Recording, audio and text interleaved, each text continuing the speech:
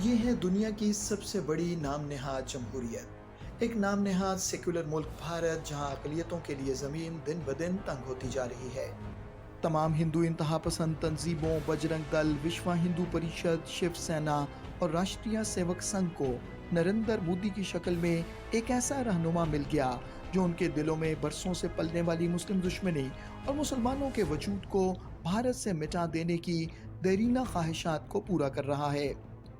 बिल्कुल इसी तरह जैसे हिटलर ने लाखों यहूदियों को खत्म करा दिया, बिल्कुल इसी तरह हिटलर के नक्शे कदम पर चलते हुए नरेंद्र मोदी भी भारत से मुसलमानों के वजूद को खत्म करने के तरफे है।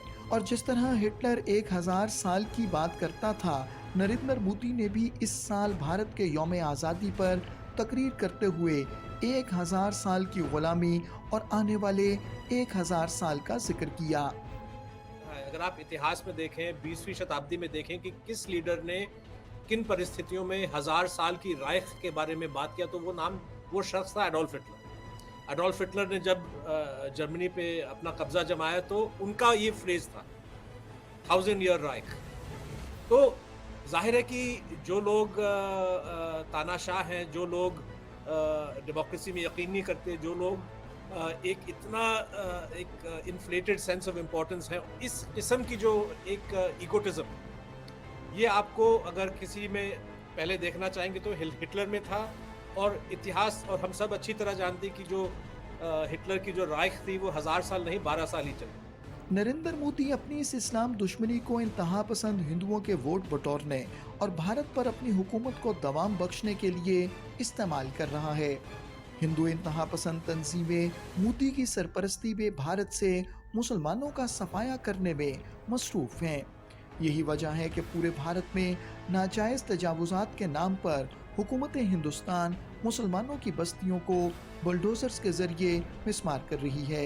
इंतहा पसंद हिंदू तंजीमों के गुमाश्ते कभी गाँव कुशी, कभी आज़ान और कभी नमाज को बहाना बनाकर मुसलमानों का कत्लेआम कर रहे हैं। वो खुलेआम मुसलमानों को निशाना बनाने का ऐलान करते हैं, लेकिन उनके खिलाफ कोई कार्रवाई नहीं की जाती, बल्कि नरेंद्र मोदी इन इंतहा पसंद हिंदू तंजीमों की खुशनुदी हासिल करने के लिए अपनी मुस्लिम दुश्मनी का मुख्तलिफ तरीकों से इजहार करता रहता है। जब खुले बाजार में कुछ लोग जाके ऐलान करते हैं पुलिस के सामने कि मुसलमानों का कत्ल होने वाला है, मुसलमानों का बहिष्कार होना चाहिए, और उन पे कोई कार्रवाई नहीं की जाती, तो क्या ये तुष्टीकरण नहीं है? लेकिन मोदी साहब तुष्टीकरण शब्द इस्तेमाल करके इशारा मुसलमान की ओर अपना उंगली उठा रहे हैं। तो जरा खुल के दुनिया को बता दें कि उनको हिंदुस्तान के मुसलमानों से कोई प्रॉब्लम है। लेकिन एक और पे वो डाइवर्सिटी की का राग गाते हैं, कहते हैं कि दुनिया जो है वो अचरज में है कि भाई इंडिया इतना डाइवर्स मुल्क है, उस डाइवर्सिटी को आप खत्म करने की कोशिश में है। और सारी जो आपकी पार्टी की जो पॉलिसी है, आपके पार्टी के जो नेता हैं, वो इतना एक ओपन कैंपेन, डिवाइसिव, पोलराइजिंग, एक देश को दोबारा बांटने का, एक ध्रुवीकरण का जो माहौल पैदा करने की जो सियासत है उनका चल रहा है, जहाँ पे मुसलमानों को उन्होंने निशाना बनाया है।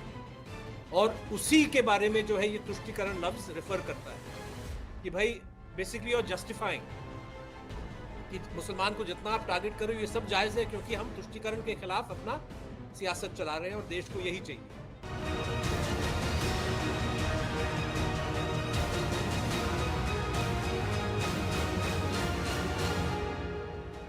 आलमी बरादरी को इस बात का ख्याल रखना होगा कि जनूबी एशिया का एक बड़ा मुल्क जो कि एटमी ताकत भी है, हिंदू इंतहा पसंदों के हाथों खिलौना बनकर रह जाएगा, और ना सिर्फ जनूबी एशिया बल्कि पूरी दुनिया के अमन के लिए एक बड़ा खतरा बन जाएगा।